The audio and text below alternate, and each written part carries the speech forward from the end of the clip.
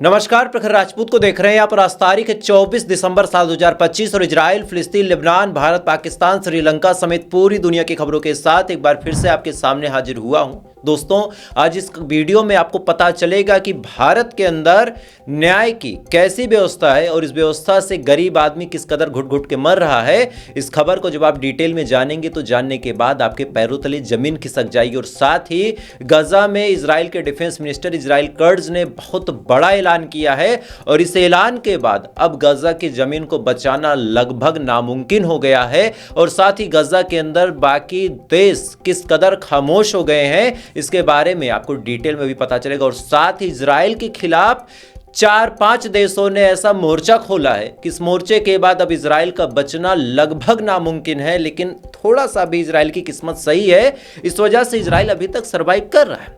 लेकिन आने वाले टाइम में इजराइल की मुसीबतें लगातार बढ़ती चली जाएंगी और ये एक बहुत बड़ी अपडेट है, इसको हम डिटेल में कवर करेंगे। और साथ ही पाकिस्तान से एक बहुत बड़ी खबर निकल के सामने आ रही है। यकीन मानिए, इस खबर को एज ए हिंदुस्तानी आपको देखना बिल्कुल जरूरी है। इस वजह से इस खबर को आप डिटेल में देखिएगा। यानी यकीन मानिए, आज की जो खबरें हैं बहुत ज़्यादा अहम होने वाली है, बहुत ज़्यादा इंपॉर्टेंट होने वाली है। इस वजह से वीडियो को लास्ट तक जरूर देखिएगा। चैनल पे नए हैं तो वीडियो को लाइक करके, चैनल को सब्सक्राइब करके अपना प्यार जरूर दे दीजिए। और साथ ही इजराइल और फिलिस्तीन की इस जंग में आप किसके साथ खड़े हैं, इजराइल के साथ खड़े हैं या फिर फिलिस्तीन के साथ खड़े हैं, एक बार कमेंट करके जरूर बताइएगा। क्योंकि जब आप कमेंट करते हैं ना, तो आपका जो कमेंट होता है हमेशा से ही उस देश के लिए दुआ का काम करता है। आपने ऐसे टाइप किया कि गाजा आज़ाद हो जाए, क्या पता आपकी कोई दुआ कबूल हो जाए। लिहाजा आप कमेंट करते रहिएगा। तब तक एक करके मैं आपको खबरें बताता हूं दोस्तों। लेकिन इससे पहले कि इजराइल, फिलिस्तीन या फिर गाजा की खबरें बताऊं, सबसे पहले एक बेहद अफसोसनाक खबर आपको अपने मुल्क की बताऊंगा। और उस खबर को जानने से पहले आप स्क्रीन पे एक वीडियो देखें। आप तस्वीरों में देख सकते हैं कि जो उन्नाव रेप की इसकी विक्टिम है वो यहाँ पर इंडिया गेट पर धरना प्रदर्शन कर रही थी। जैसे ही देखा गया कि कुलदीप सिंह सेंगर को दिल्ली हाईकोर्ट द्वारा बेल दी जाती, उसके बाद योगिता बयाना विक्टिम और उनकी जो मदद थे वो यहाँ पर पहुंचते हैं, इंडिया गेट पर पहुंचते हैं, अपना धरना प्रदर्शन करने के लिए पहुंचते हैं। और बाद में देखा जाता है कि दिल्ली पुलिस के जवान भारी संख्या में यहाँ पर पहुंचते हैं, उनको वहां से उठा लिया जाता है। पहले देखा जाता है विक्टिम की मदर को उठाया जाता है, फिर एक्टिविस्ट योगिता बयाना को उठाया जाता है। पर अब आप तस्वीरों में देख सकते हैं कि इस समय जो महिला पुलिस कर्मचारी है यहाँ पर इंडिया गेट पर जो विक्टिम है उन्नाव रेप की, उनको यहाँ पर उठाकर ले जा रही है। तस्वीरें आप देख सकते हैं इंडिया गेट की तस्वीरें हैं, जहाँ पर बाहर भी उनका धरना प्रदर्शन चल रहा था। तस्वीरों में आप देख सकते हैं, क्योंकि आप देखा गया था कि दिल्ली हाईकोर्ट द्वारा कुलदीप सिंह सेंगर जिस मामले में मुख्य आरोपी है उनको बेल दी गई और बेल दिए जाने के बाद जो तीनों इस वीडियो में आप देख सकते हैं कि एक महिला है जिसको पुलिस वाले उठा के लेके जा रहे हैं। ऐसा लग रहा है कि इस महिला ने कोई गुनाह किया है, कोई अपराध किया है, या फिर ऐसा भी लग सकता है कि शायद ये महिला नशे में धुत थी। इस वजह से इस महिला को वहां से उठा के दूसरी जगह फेंका गया। लेकिन इस महिला की असली कहानी जब आप जानेंगे तो जानने के बाद आज आपकी आंखों में आंसू आ जाएंगे। दरअसल इस महिला के साथ बीजेपी के विधायक ने गलत काम किया, और ना केवल गलत काम किया बल्कि इसके परिवार के 4 लोगों को मार के फेंक दिया। लेकिन इसके बावजूद सिस्टम इतना सड़ा हुआ है कि आज वो विधायक जमानत पे बाहर आ गया। क्या है पूरी कहानी, इसको अभी आपको मैं डिटेल में बता रहा हूं। इस खबर को आप डिटेल में जानिएगा और साथ ही इस वीडियो को अपने दोस्तों से भी शेयर कीजिएगा ताकि वो भी जान सकें कि इस देश में क्या चल रहा है। दरअसल इस कहानी की असल शुरुआत साल 2002 में होती है। साल 2002 में उन्नाव में एक गांव है, माखी गांव, और इसी गांव में एक परिवार में एक शख्स रहा करते थे जिनको चुनाव लड़ने का मन था। अब चुनाव लड़ना कहीं से भी गलत नहीं है, लेकिन उस टाइम वहां पे एक बेहद दबंग और एक बीजेपी से संबंध रखने वाले नेता थे जिनका नाम था कुलदीप सिंह सेंगर। कुलदीप सिंह सेंगर प्रधानी के चुनाव में अपनी माता चुन्नी देवी को जब उतारते हैं और ये देखते हैं कि उनके सामने उनका ही पड़ोसी खड़ा हो चुका है, इसी के जस्ट बाद उन्होंने अपने पावर का उपयोग करके अपने पड़ोसी के उस जो चुनाव प्रचार के लिए टेम्पलेट थे उनको फड़वाया, साथ ही इनको धमकी दिलवाई। लेकिन जब ये नहीं माने तब कुलदीप सिंह सेंगर पहुंच जाते चुनाव आयोग और कहते हैं कि जो शख्स ये चुनाव लड़ रहा है ये चुनाव लड़ने लायक नहीं है, इसके ऊपर कई सारे मुकदमे हैं और ये गैर कानूनी आदमी है। इसी के जस्ट बाद शासन सिस्टम का ऐसा दबाव कि चुनाव आयोग ने इनकी बात मान ली और उस शख्स की एप्लीकेशन को खारिज कर दिया। यानी जो पर्चा दाखिल उस आदमी ने किया था उसको खारिज कर दिया। लेकिन इसी के बाद वो आदमी को कहता है कि अगर तुम मुझे नहीं लड़ने दोगे तो मैं अपने किसी दोस्त को लड़वा दूंगा। इसके बाद वो अपने दोस्त देवेंद्र सिंह की मां को चुनाव में उतारते हैं और इसी के जस्ट बाद गांव में बवाल होता है, ईंट पत्थर चलते हैं, गोलियां चलती हैं और इसी दौरान जिस शख्स की बात कर रहा हूं उसको पीट पीट के मार दिया जाता है। मारने के बाद कायदे से पुलिस वालों को इस मामले में गंभीरता से कार्रवाई करनी थी, लेकिन कोई कार्रवाई नहीं होती। ताजुब की बात यह है कि जिस शख्स को पीट पीट के मारा गया उसी के भाई के ऊपर मुकदमा डाल के उसकी तलाश की जाने लगी। वो आदमी डर गया, डरने के बाद भाग गया, लेकिन अंत में पुलिस वाले उसको भी गिरफ्तार करते हैं और आर्म एक्ट में उसको जेल में डाल देते हैं। आप सोचिए, जो मरा उसी के भाई के ऊपर आर्म एक्ट का मुकदमा चलता है और उसको जेल में डाल दिया जाता है। और जेल में डालने के बाद साल 2017 की बात आपको बता रहा हूं, तब से वो व्यक्ति फरार था। तब ये आदमी कुछ नहीं कर सका, कुलदीप सिंह सेंगर। लेकिन उसके बाद जब ये विधायक बनता है तो पुलिस का पूरा सिस्टम इसके पीछे लगवा देता है और लगवाने के बाद इसी आदमी के भाई को पहले तो पुलिस कस्टडी में डलवाता है और 2 दिन के अंदर उसकी मौत हो जाती है। 2 दिन के अंदर जब उसकी मौत हुई, मामला हाईलाइटेड हुआ। इसी के जस्ट बाद कुलदीप सिंह सेंगर ने इसी परिवार की एक 17 साल की लड़की को उठा लिया। सोचिए आप, एक 17 साल की लड़की को उठाया और उठाने के बाद 4 जून साल 2017 को इस लड़की के साथ कुलदीप सिंह सेंगर समेत कई लोगों ने गैंग रेप किया। कुलदीप सिंह सेंगर समेत जब कई लोगों ने गैंग रेप किया, उसके बाद ये लड़की भाग के जब पुलिस स्टेशन जाती है, वहां के विधायक कुलदीप सिंह सेंगर के ऊपर आरोप लगाती है कि पुरानी रंजिश के चलते कुलदीप सिंह सेंगर ने मेरा अपहरण किया, अपहरण करने के बाद मेरा गैंग रेप किया। उसके बाद इस लड़की का मेडिकल होता है।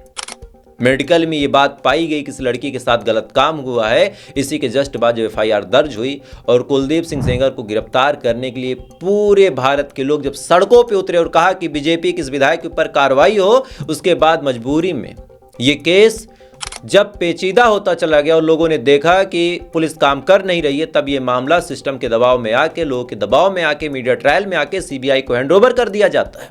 लेकिन अब बड़ा सवाल यह है कि कुलदीप सिंह सेंगर ने रेप किया, इसका गवाह कहां था?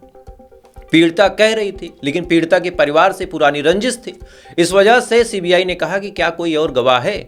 इसके बाद इस 17 साल की लड़की ने कहा कि हाँ, मेरी चाची ने पूरा देखा है कि मेरे साथ कैसे रेप हुआ है, मेरी मौसी ने देखा है और इनके सामने ही कुलदीप सिंह सेंगर के लोग मुझे उठा के लेके जा रहे थे। अब जैसे ही ये बात इस पीड़िता ने अपने मुंह से बताई, इसी के जस्ट चंद घंटे बाद रायबरेली में एक्सीडेंट होता है और इस एक्सीडेंट में बकायदा जो गवाह थी, यानी जो चाची थी, जो मौसी थी, साथ ही जो पीड़िता थी और जो वकील इस पूरे मामले में सुनवाई करवा रहा था, इनको ट्रक से उड़वा दिया गया और जितने गवाह थे उसमें मारे जाते हैं। ये पीड़िता गंभीर रूप में बच जाती है, ट्रॉमा सेंटर में भर्ती होती है। लेकिन तब तक ये मामला इतना हाईलाइटेड हो चुका था कि फिर अंत में साल 2019 में 20 दिसंबर की वो तारीख थी जब कुलदीप सिंह सेंगर को ये सजा सुना दी गई कि आपको अब ताउम्र मरते दम तक जेल में रहना होगा।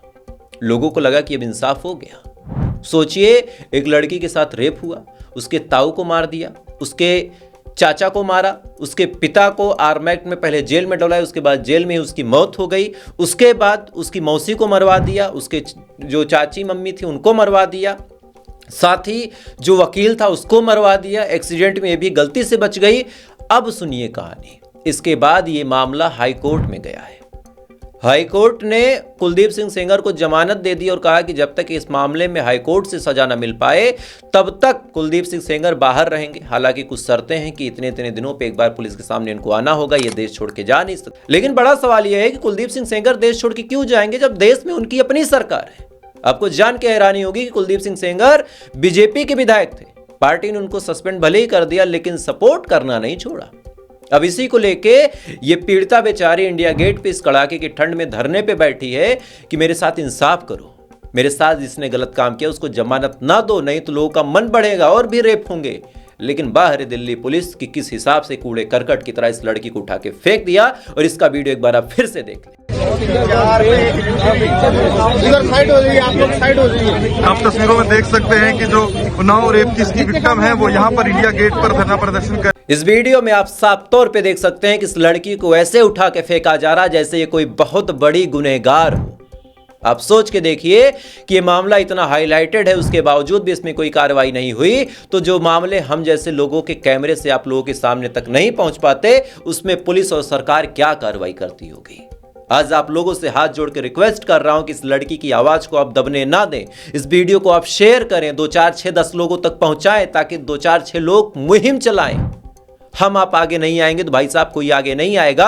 और आज इस 17 साल की लड़की, हालांकि अभी इसकी उम्र तो शायद 20-25 साल हो गई होगी, लेकिन आज इस बच्ची की बारी है। कल को ये दरिंदे हमारे आपकी घर की बहन बेटियों को भी खींच ले जाएंगे, और यही इनका असली चेहरा है। खैर, ये एक बड़ी अपडेट थी, मुझे लगा आपसे शेयर करनी चाहिए। अब चलते हैं मिडिल ईस्ट की खबरों की बात करते हैं। और मिडिल ईस्ट में इस समय गजब की कहानी चल रही दोस्तों। मिडिल ईस्ट की आबो हवा गजब की है। एक तरफ तो सीज फायर है, दूसरी तरफ पीस कीपिंग फोर्स, तीसरी तरफ अलग अलग एजेंडे चलाए जा रहे हैं। लेकिन इसी दौरान इजराइल कर्ज, जो इजराइल के डिफेंस मिनिस्टर हैं, उन्होंने बहुत बड़ा बयान दिया। और इस बयान से फिर पता चल जाता है कि इजराइल की मंशा क्या है।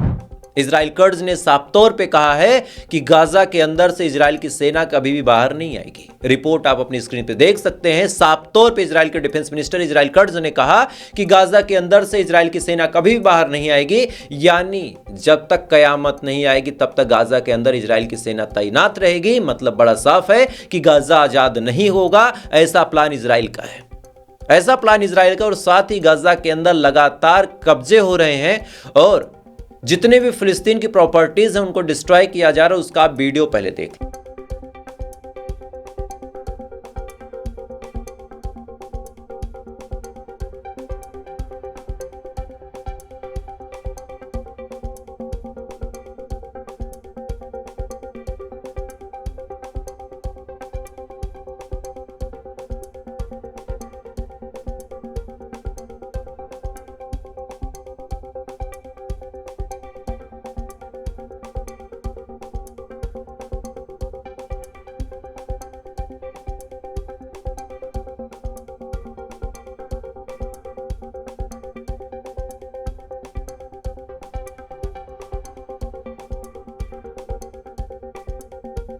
इस वीडियो में आप साफ तौर पे देख सकते हैं कि किस हिसाब से बुलडोजर के माध्यम से फिलिस्तीनी इमारतों को, फिलिस्तीनी होल्डिंग्स को तोड़ा जा रहा है। और साथ ही अब ये मामला इतना हाईलाइटेड है दोस्तों कि रिपोर्ट निकल के सामने आई कि 5 देशों ने इजराइल के खिलाफ मोर्चा खोला है। इनमें से 4 पहले से थे। दरअसल आपने सुना होगा कि इजराइल के प्रधानमंत्री बेंजामिन नेतन्याहू के ऊपर आईसीसी यानी इंटरनेशनल क्रिमिनल कोर्ट ने ट्रायल किया, और इसमें यह पाया कि बेंजामिन नेतन्याहू ने जेनोसाइड किया है। बेंजामिन नेतन्याहू ने लोगों को मरवाया है, गाजा के अंदर नरसंहार किया है।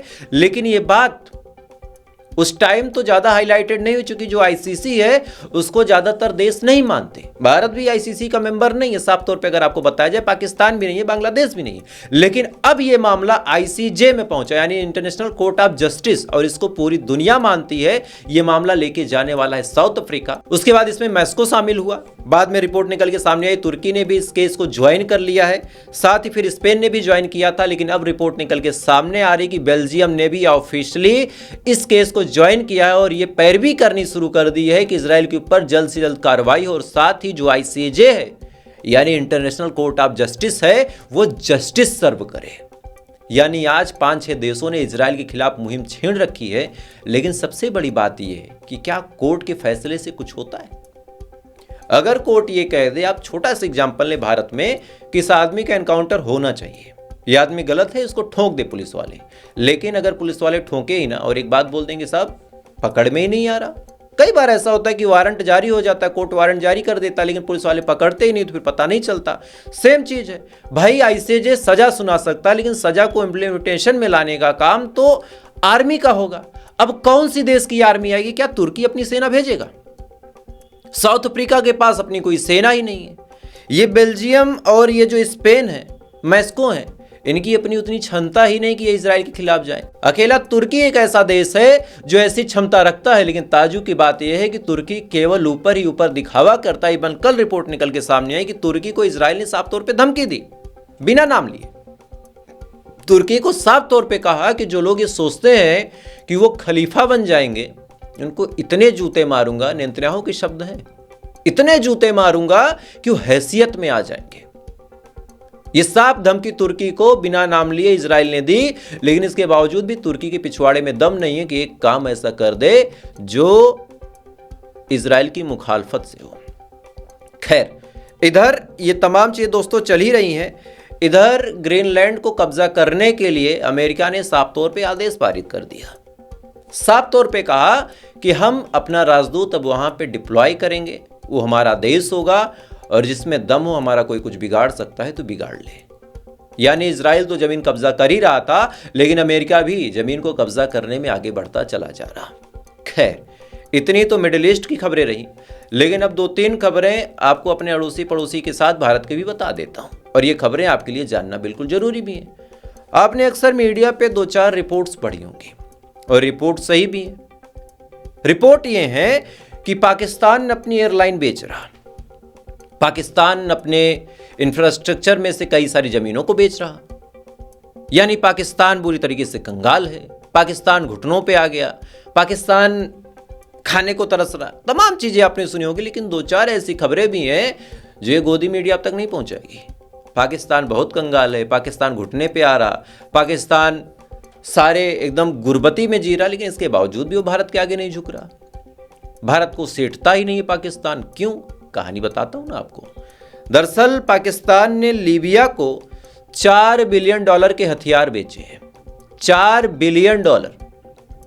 पाकिस्तान के हिसाब से क्या $4 बिलियन की रकम कम है? एक सिंपल सा सवाल आपसे पूछता हूं कि पाकिस्तान के हिसाब से क्या $4 बिलियन की रकम कम है? कितनी जनसंख्या है? 25 करोड़, 30 करोड़। $4 बिलियन के हथियार बेचे और इसमें से चाइनीज जेट भी हैं, चाइनीज मिसाइलें भी हैं।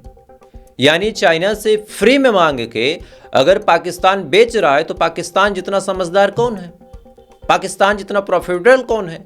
और साफ बात यह है कि जिस गरीबी, जिस गुर्बत की बात करते हैं, वो गरीबी, वो गुर्बत पाकिस्तान की आवाम के ऊपर थोपी जा रही, पाकिस्तान की आर्मी और सरकार द्वारा। लेकिन अगर भारत और पाकिस्तान की जंग होगी तो हमें आवाम से तो लड़ना नहीं है, हमें लड़ना किससे है? आर्मी से। और आर्मी के पास ठीक ठाक पैसा है। बहरहाल भारत ने भी एक बड़ा काम किया है। भारत ने श्रीलंका के ऊपर जो तूफान आया था और जिस तूफान में श्रीलंका को काफी नुकसान हुआ था, अब उसको लेके श्रीलंका को भारत ने एक बड़ी सौगात भेंट की है। एस जयशंकर साहब श्रीलंका के दौरे पे हैं और उन्होंने बड़ा ऐलान किया है कि लगभग $450 मिलियन की रकम भारत श्रीलंका को दे रहा है, फ्री में एड दे रहा है कि ये $450 मिलियन की रकम ले लो और भाई साहब अपनी मदद करो, अपने देश को बढ़ाओ। सुनते हैं एज हिंदुस्तानी हमारा सीना गर्व से चौड़ा होता है कि भाई भारत ने तो सब दिन सर्वदा ही दिल खोल के सबका भला किया है। लेकिन फिर यहाँ पे एक बड़ा सवाल निकल के सामने आता है कि यार जब भारत में खुद इतनी महंगाई है, तेल 100 रुपये पहुँच गया, भारत का जो रुपया है वो 91 पहुँच गया, तो इतना बांटने की जरूरत क्या है? क्यों ना हम अपने देश के गरीबों में ही बांट दें।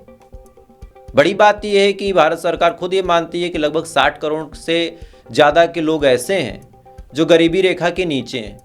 तो जब हमारी आधी पॉपुलेशन गरीबी रेखा के नीचे है तो इतना बांटने का कोई सेंस हमको समझ नहीं आता। बहरहाल बांटने से ही बढ़ता, ये बात हम खूब जानते हैं, तो भारत सरकार को बताइए। खैर, आपकी क्या राय है वो बहुत इंपॉर्टेंट है, तो कमेंट जरूर कीजिएगा। और फिलहाल अभी के लिए आप इजाज़त दीजिए, बाकी थोड़ी देर बाद इजराइल, फिलिस्तीन और लेबनान की बड़ी खबरों के साथ आपके सामने हाजिर होऊंगा। लेकिन आज आप लोगों से फिर रिक्वेस्ट कर रहा हूँ, इस वीडियो को लाजमी शेयर कीजिए।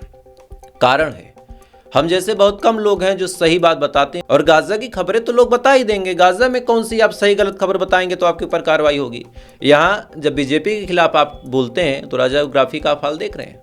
बेचारे कभी सुप्रीम कोर्ट, कभी हाई कोर्ट, कभी लोअर कोर्ट, कभी सेशन कोर्ट, कभी फैमिली कोर्ट, ये मिलता है बीजेपी के खिलाफ खबरें बताने में। उसके बाद भी हम हिम्मत करते हैं, तो थोड़ा सा आप लोग भी सपोर्ट करें। बाकी थोड़ी देर बाद फिर मुलाकात होगी ऐसी किसी खबर के साथ। तब तक आप अच्छे रहें, खुश रहें, अपना ख्याल रखें, अपने देश का ख्याल रखें। जय हिंद, ऊपर वाला आपकी हिफाजत करे।